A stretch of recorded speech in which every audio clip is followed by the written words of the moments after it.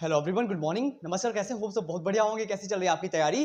क्या आप कर रहे हैं पेट एग्जाम की तैयारी? तो इस बार आपकी तैयारी बहुत ही बेहतरीन चल रही होगी और आपने फॉर्म भी अप्लाई कर दिया होगा। जैसा कि आपने को पता है कि मैंने सारा इसके बारे में पैटर्न पूरा बता दिया हुआ है, यानी पेट एग्जाम से रिलेटेड हमने सारा पैटर्न आपको बता दिया है कि कौन से सब्जेक्ट जो है कितने मार्क्स में आएगा। यानी अगर आप बिल्कुल नए हैं और पहली बार पेट देने जा रहे हैं तो इस बार आपका पेट एग्जाम जरूर क्लियर हो जाएगा अगर आप मेरे से जो है जुड़ रहे हैं। ठीक है, तो अगर आप यूपी टेट की कर रहे हैं, सीटेट एग्जाम की तैयारी कर रहे हैं, तब भी आप हमसे कनेक्ट हो सकते हैं क्योंकि मैंने उसकी भी बहुत सारी क्लासेस डाल रखी है और मैं डेली पर डेली सीटेट की और जो पेट एग्जाम है इसकी तैयारी बेहतरीन तरीके से करा रहा हूं। यानी हम जितने भी वीडियोस दे रहे हैं आपको, जितने भी मैंने सेशन दिए हुए हैं, सभी में हम उन क्वेश्चंस को डिस्कस कर रहे हैं जो पीवाईक्यू क्वेश्चंस 100 टाइम किसी भी प्रीवियस ईयर में आप उठा के देख लीजिएगा तो वो क्वेश्चन आपको रिपीट होते मिलेंगे ही मिलेंगे। तो ओवरऑल आज हम आपका टाइम बिल्कुल भी वेस्ट नहीं करने वाले हैं। अगर आप पहली बार आए हैं तो लाइक शेयर कर दीजिएगा ताकि जब भी मैं एक नया वीडियो बनाऊंगा तो आपके पास नोटिफिकेशन आ जाएगा। मतलब आज हम ओवरऑल कुछ 15 क्वेश्चन डिस्कस करेंगे और जो मोस्ट इंपॉर्टेंट क्वेश्चन हैं मतलब आपके लिए बहुत ही बेहतरीन होने वाले हैं। बस वही है कि आप कॉपी पेन लेके बैठिएगा, थोड़ा सा नोट्स बना लीजिएगा क्योंकि मैं कितना ही अच्छा पढ़ा लूं, जब तक आप खुद से नोट्स नहीं बनाएंगे ना तब तक तैयारी आपकी बढ़िया नहीं हो सकती है। तो वही बात है कि हम हिंदी डिस्कस कर रहे हैं, यानी हमारी सीरीज चल रही है और ये सीरीज नंबर 2 है। इससे पहले क्लास नंबर 1 मैं दे चुका हूं और उससे पहले मैंने पैटर्न बताया हुआ पूरा पेट एग्जाम का कि फीस क्या है, डेट क्या है, कब तक आप फॉर्म भर सकते हैं, कब तक आप फॉर्म नहीं भर सकते हैं, उसकी जो संशोधन की डेट है, पेमेंट करने की डेट है और कैसे आप फॉर्म अप्लाई करेंगे।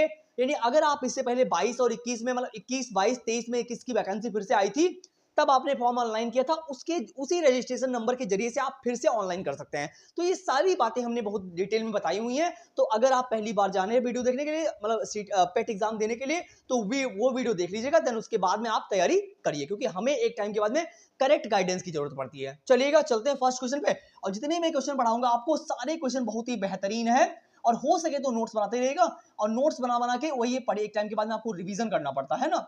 तो क्वेश्चन बहुत ही इजी है, आप देख के इजीली आंसर कर पाएंगे, बट वहां पे आप आंसर तभी कर पाओगे जब क्या होगा, आपने प्रैक्टिस करी होगी, है ना। चलिए पढ़िएगा, क्वेश्चन बहुत इजी है। लिखा हुआ है कि यह एक नई साड़ी है। वाक्य में नई शब्द क्या है? इन्होंने बोला है कि यह एक नई साड़ी है। वाक्य में नई शब्द क्या है? यानी अगर कोई बात कही जाए कि जैसे Sita is a beautiful girl, तो ब्यूटीफुल क्या है यहाँ पे, तो वही बात करी जा रही है। तो यहाँ पे बोला कि नई क्या है, देखो यहाँ पे नई जो है क्या वो सर्वनाम है, क्या वो क्रिया है, क्या वो विशेषण है, क्या वो क्रिया विशेषण है। देखो नई जो है वो साड़ी की विशेषता बता रही है। जैसे मैंने सपोज यहाँ पे लिखा कि Sita is a beautiful girl, क्या लिखा हुआ है? Sita is a beautiful beautiful girl. तो आपको पता है कि सीता सुंदर लड़की है।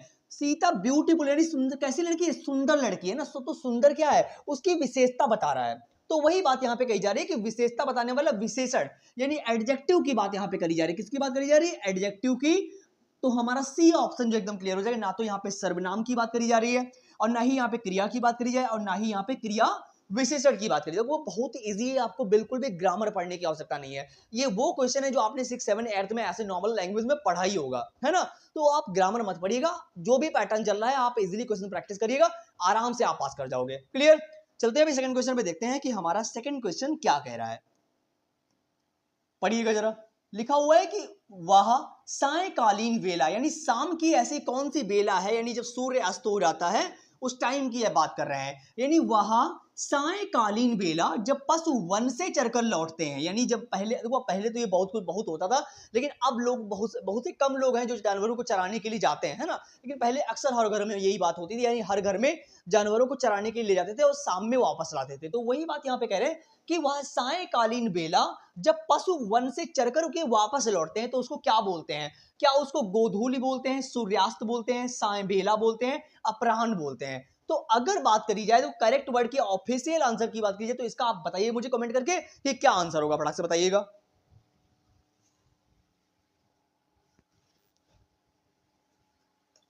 देखो देखो यहां जब ये सायकालीन जो बेला होती है जब पशु लौटते हैं तो इसको ना तो हम सूर्यास्त बोलते हैं और ना ही इसको साय बेला तो है ऑब्वियसली लिखा गया है, अपराह्न भी नहीं, इसको हम गोधूली बोलते हैं। क्या बोलते हैं? गोधूली। और ये 22 और 23 में आया था क्वेश्चन पैट एग्जाम में। क्लियर? हो सकता है इस बार भी ये रिपीट कर दिया जाए, तो मोस्ट इंपॉर्टेंट है आपके लिए। यहाँ पे ये बात आपको समझ में आ गई। देखो अगर आपने ये पढ़ लिया तो वहां पे जब जाओगे तो आपके सामने ये ऑप्शन आएगा, आप इजीली समझ जाओगे मैंने पढ़ा हुआ है ना। तो बहुत ही इजी है। चलिएगा आप करते हैं थर्ड क्वेश्चन पे, देखते हैं थर्ड क्वेश्चन में क्या बात बोल रहे हैं ये। आगे चलते हैं। लिखा हुआ है कर्म कारक के लिए प्रयुक्त होने वाला चिन्ह कौन सा है, यानी कर्म कारक के लिए प्रयुक्त होने वाला चिन्ह कौन सा है, ये आप बताइए। क्या वो ने है, क्या वो का है, क्या वो को है, और या फिर से है। देखो कर्म कारक की बात करी जा रही है, प्रथमा कर्ता ने, द्वितीय कर्म को। कर्म को कहां क्या आ रहा है, ने भी नहीं आ रहा, का भी नहीं आ रहा, से भी नहीं, कर्म को आ रहा है। क्या आ रहा है, प्रथमा कर्ता ने, द्वितीय कर्म को, तृतीय करण से, चतुर्थी संप्रदान के लिए, पंचमी अपादान से अलग होने के अर्थ में ना। तो यहाँ पे क्या आ रहा है, प्रथमा कर्ता ने, द्वितीय कर्म को आ रहा है। क्या आ रहा है, कर्म को, यानी सी ऑप्शन जो है वो हमारा एकदम क्लियर है। और ये आपने 6-7 में धातु रूप वगैरह ये सब पढ़ा होगा, है ना, कारक चिन्ह वगैरह पढ़े होंगे, तब आपको ये बताया गया होगा। ये आपको याद करने की जरूरत नहीं है ना, आप इजीली पढ़ सकते हैं चीजों को। प्रथमा कर्ता ने, द्वितीय कर्म को, तृतीय करण से, ये सब ऐसे रट डालो यार, है ना, रटा होगा आप, इसलिए अगर आपने थोड़ा बहुत भी पढ़ा होगा तो सी ऑप्शन जो है हमारा एकदम क्लियर हो जाएगा। बहुत ही मोस्ट इंपॉर्टेंट क्वेश्चन है। अब आगे चलते हैं, देखते हैं कि फोर्थ क्वेश्चन में क्या बात बोली जाए, समझते भी देखते हैं फोर्थ क्वेश्चन में क्या बोला गया है। पढ़िए जरा, बताइएगा आंसर क्या लिखा हुआ है। लिखा हुआ है कि आगामी वर्षों में जनसंख्या बहुत बढ़ जाएगी, यानी आगे आने वाले समय में जनसंख्या जो होगी वो बहुत ही बढ़ती चली जाएगी। रेखांकित शब्द का विलोम क्या है, देखो यहाँ पे आगामी वर्षों में, आगामी के नीचे अंडरलाइन करना, ये तो थोड़ा मिसप्रिंट हो गया। आगामी वर्षों में जनसंख्या बहुत बढ़ जाएगी, शब्द का विलोम कौन सा, यानी आगामी जो वर्ड दिया गया है, शब्द जो दिया गया है, यानी इसका विलोम शब्द क्या होगा। क्या वो अग्रिम होगा, क्या वो गत होगा, क्या वो परोक्ष होगा, या फिर विगत होगा। देखो आगामी का मतलब है आगे, है ना, और विगत का मतलब होता है पीछे, तो विलोम हमारा ये वाला हो गया ना। देखो अग्रिम का मतलब भी आगे ही होता है, गत का मतलब पीछे, ये तो होगा नहीं, यहाँ पे परोक्ष नहीं होगा, ये विगत होगा हमारा। तो हमारा फोर्थ का आंसर जो है डी हो जाएगा, विगत। क्लियर, आगामी का विलोम जो हो जाएगा विगत हो जाएगा। चलते हैं अभी फिफ्थ क्वेश्चन पे, समझते हैं कि फिफ्थ क्वेश्चन में क्या बात बोली गई है। अगर आप पहली बार आए तो लाइक शेयर कर दीजिएगा, ताकि जब भी मैं एक नया वीडियो बनाऊंगा तो आपके पास नोटिफिकेशन आ जाएगा। चलिए पढ़ते हैं फिफ्थ क्वेश्चन को और समझते हैं कि फिफ्थ क्वेश्चन में बोला क्या गया है। पढ़िए जरा फटाक से, ये बहुत इंपॉर्टेंट क्वेश्चन है।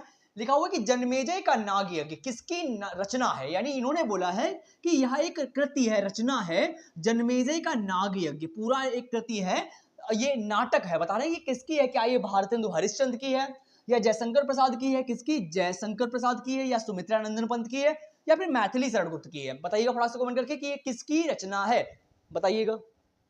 देखो अगर बात करी जाए जन्मेजय का नाग यज्ञ की, तो देखो भारतेंदु हरिश्चंद्र जो हैं, इनको तो हिंदी का जन्मदाता बोला गया। क्या बोला गया, हिंदी का। यहां से हम 4 क्वेश्चंस क्लियर करेंगे, यानी भारतेंदु हरिश्चंद्र जो है, इनको हम हिंदी भाषा का जन्मदाता बोलते हैं। और जयशंकर प्रसाद की बात करें तो ये छायावादी कवि हैं। कैसे, छायावादी कवि। और छायावादी कवि कौन, 4 कवि हैं जो छायावादी हैं, जयपंत निराला वर्मा। कौन, जयपंत और निराला और वर्मा, जयपंत निराला वर्मा, यानी जय से जयशंकर प्रसाद, पंत से सुमित्रानंदन पंत, और निराला से सूर्यकांत त्रिपाठी निराला, और वर्मा से महादेवी वर्मा। तो जयशंकर प्रसाद जो है वो छायावादी कवि हैं। सुमित्रानंदन पंत की बात करी जाए तो ये छायावादी तो हैं, लेकिन इनको सुकुमार कवि की संज्ञा दी गई। क्या है कि ये क्वेश्चन भी कई बार रिपीट हुआ है पेट एग्जाम में, कि सुमित्रानंदन पंत को क्या बोला जाए, किस नाम की उपाधि दी गई है, तो वो उनको सुकुमार कवि के नाम से भी जाना जाता है। आगे लिखा हुआ है कि मैथिली षटगुप्त, तो मैथिली षटगुप्त जो है इनको राष्ट्र के कवि बोला गया है, यानी ये राष्ट्रीय कवि है। कौन है, राष्ट्रीय कवि। लेकिन जन्मेजय के नाग्य की बात करी जाए तो ये जयशंकर प्रसाद जो है वो ऐसे कवि जिन्होंने, जिनकी रचना का नाम क्या है, जन्मेजय का नागयज्ञ, यानी इन्होंने ही इस कृति के बारे में लिखा हुआ है। क्लियर, तो आई होप आपको फिफ्थ क्वेश्चन समझ में आ गया होगा। अभी हम चलेंगे क्वेश्चन नंबर 6 पे, और हो सके तो आप स्क्रीनशॉट मारते रहिएगा या फिर नोट्स बनाते रहिएगा, क्योंकि एक टाइम के बाद में आपको रिवीजन तो करना पड़ेगा, है ना। मैं कितना ही अच्छा पढ़ा लूं, जब तक आप खुद से नहीं पढ़ेंगे तब तक चीजें क्लियर नहीं हो सकती हैं। बताइएगा इसका आंसर क्या हुआ। लिखा हुआ है बड़ाई। देखो एक तरफ लिखा हुआ है बड़ाई और एक तरफ लिखा हुआ है बढ़ाई, ये वाला शब्द युग्म का सही अर्थ क्या है, बताइए। इस वाली बढ़ाई का मतलब क्या है और इस बढ़ाई का मतलब क्या है, बताइएगा। देखो इस बढ़ाई का मतलब तो क्या है, बढ़ोतरी। क्या, इस बढ़ाई का मतलब है बढ़ोतरी, और लेकिन इस बढ़ाई का मतलब क्या है, प्रशंसा यानी तारीफ। तो कौन सा होगा हमारा, क्या ये प्रशंसा बढ़ोतरी होगा, महानता कारपेंटर होगा, सम्मान तक्षक होगा, या खुशामद या आमद, कौन सा होगा। देखो बढ़ाई का मतलब प्रशंसा और बढ़ाई का मतलब बढ़ोतरी, तो फर्स्ट ऑप्शन जो है वो हमारा एकदम क्लियर हो जाएगा, यानी ए ऑप्शन के साथ में हम जाएंगे। क्लियर, बहुत सिंपल है, आप इजीली आंसर दे सकते हैं अगर आप थोड़ा सा भी पढ़ा हुआ है। चलिएगा चलते हैं क्वेश्चन नंबर 7 पे, देखते हैं क्वेश्चन नंबर 7 में क्या बात बोली जा रही है। चलिए आगे पढ़ते हैं क्वेश्चन नंबर 7 को और देखते हैं क्वेश्चन नंबर 7 में क्या बोला जा रहा है। कि निम्न में से विलोम युग्म गलत है, यानी ऐसा कौन सा विलोम है जो गलत है, यानी हमसे पूछा गया है निगेटिव पॉइंट। क्या पूछा गया है, हमसे इन्होंने पूछा है निगेटिव पॉइंट की कौन सा गलत है, देखते हैं। भद्र का अभद्र बिल्कुल सही बात है, ये तो 100 सही है बिल्कुल। भय यानी आपको डर लग रहा है, साहस तो ये भी सही है हमारा। मूड, मूड का मतलब मूर्ख, और ज्ञानी का मतलब बुद्धिमान, तो ये भी सही है। हमारे पास एक ही बचा हुआ है। देखिए जब आपको नहीं पता हुआ करे तो आप इजिली इलिमिनेट कर लीजिए, यानी तीनों देख लीजिए, तीन सही है तो ऑब्वियसली ये गलत होगा, है ना। तो अंबर का व्योंस ही नहीं, व्योन ही नहीं होता है, तो ये तो गलत है। अंबर का, अंबर यानी आकाश, इसका क्या होगा, पृथ्वी। क्या होगा, पृथ्वी, अवनी, है ना, पृथ्वी, धरा, ये सब हो जाएंगे इसके विलोम, व्योम नहीं होगा। तो हमारा डी ऑप्शन जो है वो एकदम क्लियर हो जाएगा, हम जाएंगे डी ऑप्शन के साथ में। चलिए अब चलते हैं क्वेश्चन नंबर 8 पे, देखते हैं क्वेश्चन नंबर 8 में क्या बात बोली जा रही है। फटाक से पढ़िए क्वेश्चन नंबर 8। लिखा हुआ है कि रेखांकित का कारक बताइए, मेढक को पत्थर से मत मारो।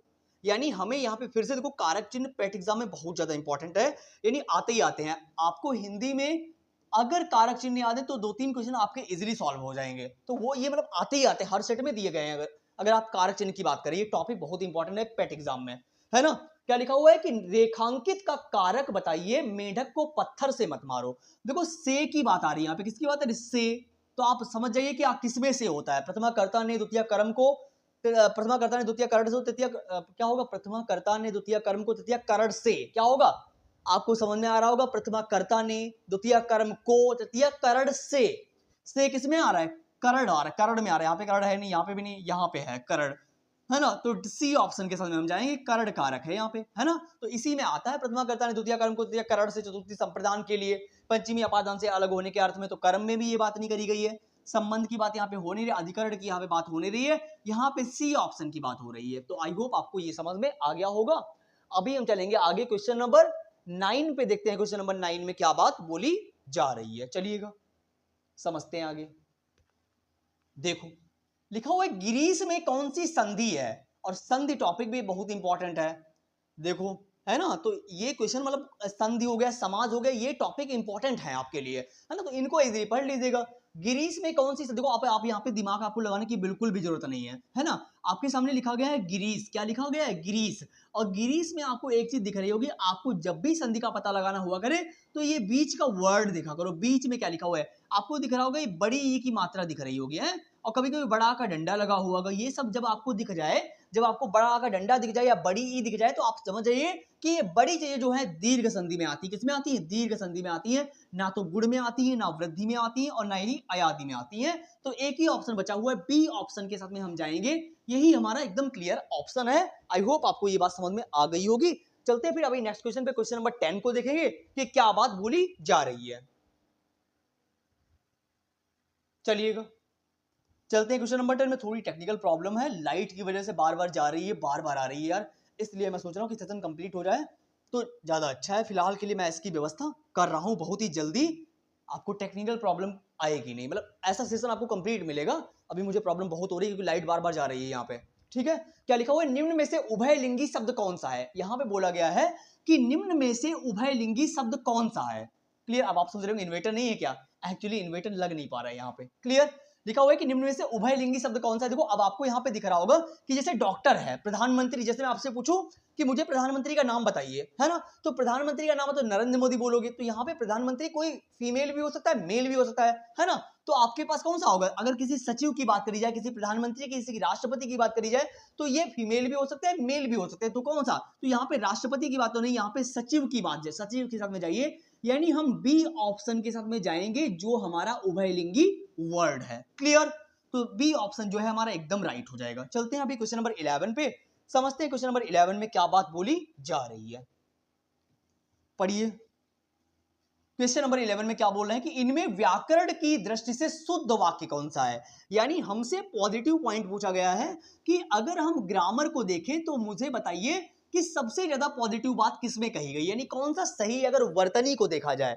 यहां पे बोल रहे हैं कि अगर हम वर्तनी को देखें, व्याकरण को देखें, तो यहाँ पे शुद्ध वाक्य कौन सा है, देखिएगा।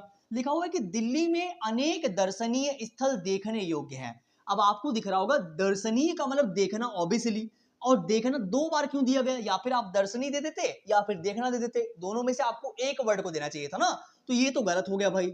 आगे आइएगा। लिखा हुआ है कि यह डिब्बा केवल मात्र महिलाओं के लिए आरक्षित है। अब आपको दिख रहा होगा ओनली भी दिया है यानी केवल भी दिया हुआ है और मात्र भी दिया है, दोनों एक ही संबंधी शब्द है यानी व्याकरण संबंधी एक ही जैसे शब्द है ना। तो आप दोनों का यूज नहीं कर सकते, या फिर आप केवल मात्र लगाइए या फिर केवल लगाइए, है ना। तो वही जैसे मान लीजिए आप किसी का नाम लेते हो श्री अनुज प्रसाद जी, जब आप देखो आपने श्री भी यूज किया और लास्ट में जी भी यूज किया, तो आपको दिख रहा होगा ये दोनों व्याकरण संबंधी शब्द है। बहुत सारे लोग ये लगा देते हैं, हम इन पे ध्यान नहीं देते हैं, लेकिन अगर आप एक ही नाम के आगे पीछे श्री भी यूज कर रहे हैं और जी भी यूज कर रहे हैं तो ये गलत है, यानी ये सेंटेंस गलत हो जाएगा। क्लियर। तो दोनों व्याकरण संबंधी एक ही सेंटेंस में आप यूज नहीं कर सकते हैं। लिखा हुआ है शीघ्र ही वह आंदोलन देशव्यापी हो सकेगा, ये तो ठीक बात लिखी गई यहाँ पे। आज की वर्तमान स्थिति में देश असमंजस में है, देखो यहाँ पे दे दिया गया है, क्या दे दिया गया, यहाँ पे दे दिया गया आज भी बोल दिया इन्होंने और वर्तमान भी बोल दिया, गलत हो गया ना भाई। जब आपने आज बोल दिया है तो आपको वर्तमान लिखने की क्या आवश्यकता है ना। तो हमसे एक ही बात पूछी गई थी, हमसे पॉजिटिव पॉइंट पूछा गया था, तो हमारे पास एक ही सही, ये भी गलत निकल गया, ये भी गलत, ये भी गलत। शीघ्र ही वह आंदोलन देशव्यापी होगा, तो सी ऑप्शन के साथ में हम जाएंगे, यही हमारे लिए सही है। क्लियर। चलते हैं क्वेश्चन नंबर 12 पे, देखते हैं क्वेश्चन नंबर 12 में क्या बात करी जा रही है, देखिएगा। अब हम चलेंगे क्वेश्चन नंबर 12 पे, पढ़िएगा। इनमें से अव्यय शब्द कौन सा है। देखो अव्यय की अगर बात करी जाए तो ये अविकारी शब्द होते हैं। कैसे होते हैं, अव्यय जो होते हैं वो अविकारी शब्द होते हैं। कैसे होते हैं, अविकारी होते हैं। और अविकारी की बात यानी अव्यय की बात करी जाए तो किंतु परंतु, ये सब ऐसे जो वर्ड होते हैं जहां पे किंतु लगाओ, परंतु लगाओ, धीरे धीरे लगाओ, साथ साथ, तो ये क्या है, तो हमारा यहाँ पे सजल तो होगा नहीं, पतित भी नहीं, सुंदर भी, देखो अलग ही दिख रहा है मुझे, है धीरे धीरे, किंतु परंतु, ये सब बातें आ जाए तो समझ जाओ ये अव्यय की बात हो रही है। तो बी ऑप्शन के साथ में हम जाएंगे, यही हमारा क्लियर ऑप्शन है। चलिए अब चलते हैं क्वेश्चन नंबर 13 पे, देखते हैं क्वेश्चन नंबर 13 में क्या बात बोली जा रही है। पढ़िएगा फटाक से, क्या लिखा हुआ है यहाँ पे। लिखा हुआ है कि दिए गए शब्द रक्षा सूत्र का तत्भव रूप क्या होगा। यहाँ पे देखो बहुत सिंपल है, आपने इजीली पढ़ रखा होगा। दिए गए शब्द रक्षा सूत्र यानी एक वर्ड शब्द लिख रखा है यहाँ पे, इसका तद्भव रूप क्या होगा, क्या वो राजपूत होगा, रस्सी होगा, राख होगा, राखी होगा। हमें ऐसे समझ में आ रहा है, देखो आपको कुछ भी ग्रामर पढ़ने की आवश्यकता नहीं है, आपको यही समझ में रक्षा यानी राखी, सूत्र का मतलब बंधन यानी क्या, राखी, रक्षा बंधन यानी राखी आ जाएगा हमारे पास वर्ड, यानी डी ऑप्शन के साथ में हम जाएंगे। ना ही यहाँ पे राजपूत की बात हो रही है, ना ही रस्सी की बात हो रही है और ना ही राख की बात हो रही है।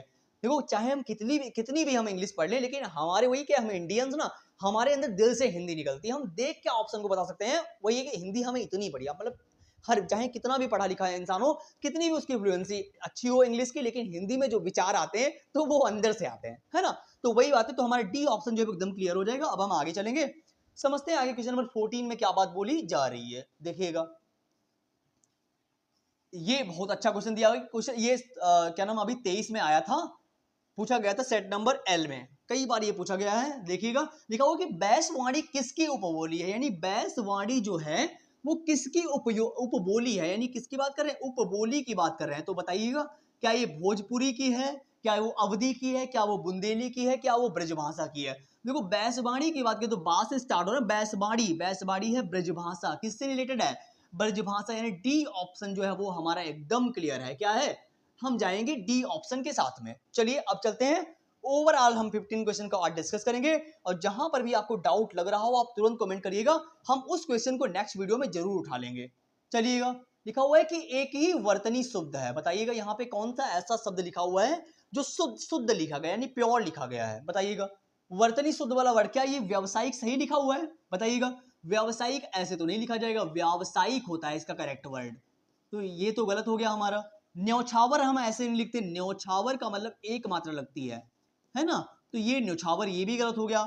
निरपेक्ष ऐसे तो लिखा नहीं जाता, लेकिन हमारा सही क्या होगा भाई, क्या पूछ रहे थे हमसे, एक ही वर्तनी शुद्ध है, बताइएगा। निरपेक्ष तो ऐसे लिखते नहीं है, निरपेक्ष तो हम ऐसे लिखते हैं, तो ये भी गलत हो गया। क्या जाएगा, उपयुक्त में से कोई नहीं, तो डी ऑप्शन के साथ में जाएंगे, इसमें से कोई भी सही नहीं लिखा हुआ है। क्लियर। तो आई होप आपको 15th क्वेश्चन भी समझ में आ गया होगा। ओवरऑल आपने कितने सही किए 15 में से, वो आप मुझे कमेंट बॉक्स में बताइएगा, और कहां पे आपको डाउट रह गया है, और आपको कौन सा टॉपिक पे वीडियो चाहिए, चाहे आप सीटेट कर रहे हो, चाहे आप यूपीटेट कर रहे हो, या फिर आप पेट कर रहे हो, मुझे बता दीजिएगा। हम नेक्स्ट वीडियो आपके टॉपिक के अकॉर्डिंग ही प्लान करेंगे 110%। ओवरऑल आपने कितने सही किया आउट ऑफ 15, वो आप बता दीजिएगा। सेशन अगर आपको अच्छा लगा हो तो प्लीज लाइक शेयर कर दीजिएगा, ये मेरे कहने की बात तो है नहीं, अगर आपको सेशन अच्छा लगा हो तो प्लीज आप कर दीजिएगा, ताकि मेरा भी थोड़ा मोटिवेशन बढ़ जाएगा। सेशन अच्छा लगा तो लाइक शेयर कर देना। क्लियर। मिलते फिर एक नई वीडियो में नई आशा और उम्मीद के साथ में। Thank you so much for coming, thank you so much.